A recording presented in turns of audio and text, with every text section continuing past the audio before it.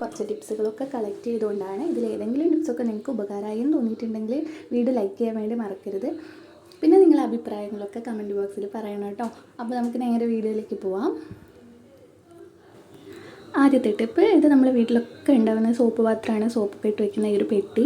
അപ്പം ഈ ഒരു പെട്ടിയിൽ 2 റബ്ബർ ബാൻഡ്, ഇതേപോലെ റബ്ബർ ബാൻഡ് ഉണ്ടെങ്കിൽ അതെടുക്കുക. റബ്ബർ ബാൻഡ് ഇല്ലാത്തവരാണെങ്കിൽ നമ്മൾ മുടിക്കൊക്കെ ഒഴുക്കുന്ന ഈ ഒരു റിബില്ലേ അതെടുക്കുക കേട്ടോ. അപ്പം റബ്ബർ ബാൻഡ് ഇല്ലാത്തതിനെ കൊണ്ടാണ് ഞാൻ ഈ ഒരു റിബ് എടുത്തിട്ടുള്ളത്. ഏതായാലും കുഴപ്പമില്ല. എന്നിട്ട് നമ്മുടെ സോപ്പ് പെട്ടീൻ്റെ മുകളിൽ ഇതേപോലെ ഒന്ന് വെച്ച് കൊടുക്കുക. അതിൻ്റെ മുകളിലേക്ക് സോപ്പ് വെക്കുകയാണെങ്കിൽ സോപ്പ് പെട്ടെന്ന് തന്നെ അലിഞ്ഞ് തീർന്നു പോകത്തില്ല. അല്ലാണ്ട് നമ്മൾ സോപ്പ് പെട്ടിക്ക് അകത്ത് മാത്രമായിട്ട് ഈ ഒരു സോപ്പ് ഇടുമ്പോൾ സോപ്പ് പെട്ടെന്ന് തന്നെ അലിഞ്ഞ് ഒരു മെസ്സായിട്ട് കിടക്കും ഈ ഒരു സോപ്പ് പെട്ടി മൊത്തത്തിൽ. അപ്പം ഇങ്ങനെ വെക്കുകയാണെങ്കിൽ നമ്മൾ 1 മാസം ഉപയോഗിക്കുന്ന സോപ്പൊക്കെ ആണെങ്കിൽ ഒരു 1.5 മാസം കുറച്ചധികം നാൾ തന്നെ കിട്ടും. ഇത് അതേപോലെ തന്നെ നമ്മൾ പാത്രം കഴുകുന്ന സോപ്പാണെങ്കിലും, പാത്രം കഴുകുന്ന സോപ്പ് നമ്മൾ സാധാരണ എങ്ങനെയാണ് വെക്കുക, അപ്പോൾ അതാ പെട്ടെന്ന് വെള്ളമൊക്കെ ആയിട്ട് അലിഞ്ഞ് തീർന്നു പോകും.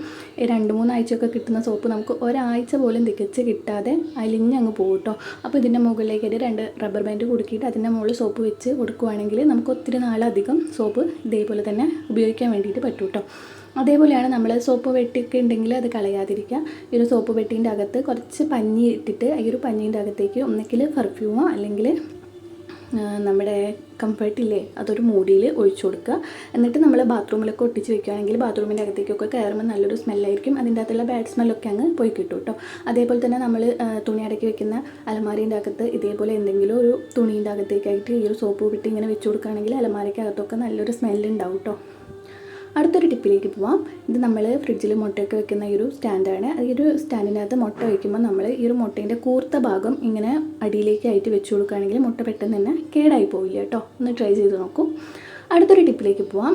നമ്മൾ ഇഡ്ഡലിക്കൊക്കെ മാവ് അരച്ച് വെക്കുമ്പം ഈ ഒരു മാവ് നല്ലപോലെ ഇഡ്ഡലി നല്ലപോലെ സോഫ്റ്റായിട്ട് കിട്ടാനും നല്ലോണം പൊന്തിയിട്ടൊക്കെ വരാൻ വേണ്ടിയിട്ട് മാവ് അരച്ച് വെക്കുന്ന സമയത്ത് തന്നെ അതിൻ്റെ അകത്തേക്ക് 1-2 തുള്ളി ഓയിൽ ചേർത്ത് കൊടുക്കുക കേട്ടോ. നമ്മൾ ഏത് കുക്കിംഗ് ഓയിലാണോ യൂസ് ചെയ്യുന്നത് അത് ചേർത്ത് കൊടുത്താൽ മതി. അപ്പം ഇഡ്ഡലി നല്ല സോഫ്റ്റായിട്ടൊക്കെ കിട്ടും കേട്ടോ. ഇഡ്ഡലി ആയാലും ദോശയായാലും നല്ല സോഫ്റ്റായിട്ടിരിക്കും കേട്ടോ. അപ്പോൾ എപ്പോഴെങ്കിലുമൊക്കെ ഇഡ്ഡലിയും ദോശയൊക്കെ ഉണ്ടാകുമ്പം ഈ ഒരു ടിപ്പൊന്ന് ട്രൈ ചെയ്ത് നോക്കുക. ഇഷ്ടമായിട്ടുണ്ടെങ്കിൽ വീഡിയോ ലൈക്ക് ചെയ്യാൻ വേണ്ടിയിട്ട് മറക്കരുതേ. അടുത്തൊരു ടിപ്പിലേക്ക് പോവാം. നമ്മൾ രാവിലെയൊക്കെ തിരക്കൊക്കെ ഇട്ടിട്ട് ഉപ്പേരിയൊക്കെ ഉണ്ടാക്കുന്ന സമയത്ത് ഈ ഒരു കാബേജൊക്കെ ഇരുന്ന് അരിയാൻ സമയമില്ലാത്തവരൊക്കെ ഉണ്ടെങ്കിൽ ഈ ഒരു ടിപ്പൊന്ന് ചെയ്ത് നോക്കുക. നമ്മുടെ മിക്സീൻ്റെ ജാറിനകത്തേക്ക് ആക്കിയിട്ട് ഈ ഒരു ക്യാബേജ് ജസ്റ്റ് വലിപ്പത്തിൽ തന്നെ മുറിച്ചിട്ട് ഇതേപോലെ ഒന്ന് കട്ട് ചെയ്തിട്ട് കൊടുക്കുക.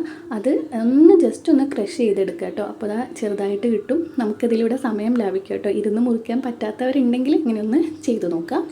ആണ് അടുത്തൊരു ടിപ്പിലേക്ക് പോവാം. നമ്മൾ തലയിൽ തൊടുന്ന വെളിച്ചെണ്ണയാണെങ്കിലും അല്ലെങ്കിൽ അടുക്കളയിലൊക്കെ ഉപയോഗിക്കുന്ന വെളിച്ചെണ്ണയാണെങ്കിലും അതിൻ്റെ പുറത്തൊക്കെ ഉണ്ടാവും ഒരു എണ്ണമയം.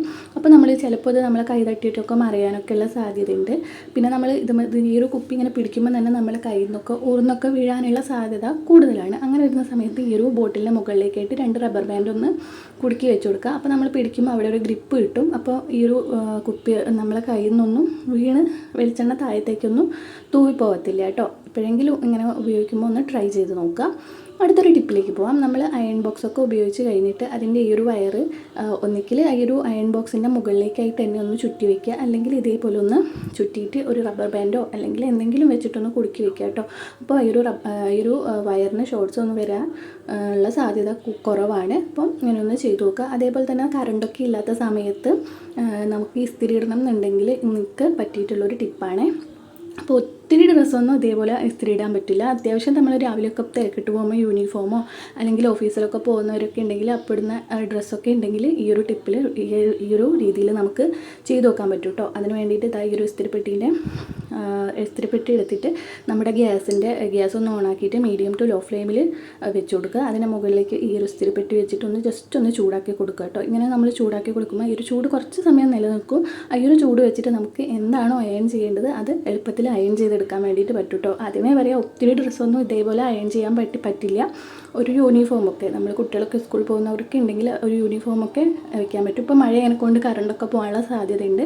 അങ്ങനെ വരുന്ന സമയത്ത് ഇതൊന്ന് ട്രൈ ചെയ്ത് നോക്കൂ കേട്ടോ. ഇഷ്ടമായിട്ട് എൻ്റെ വീഡിയോ ലൈക്ക് ചെയ്യാൻ മറക്കരുതേ. ഇത്രയേ ഉള്ളൂ. Thank you.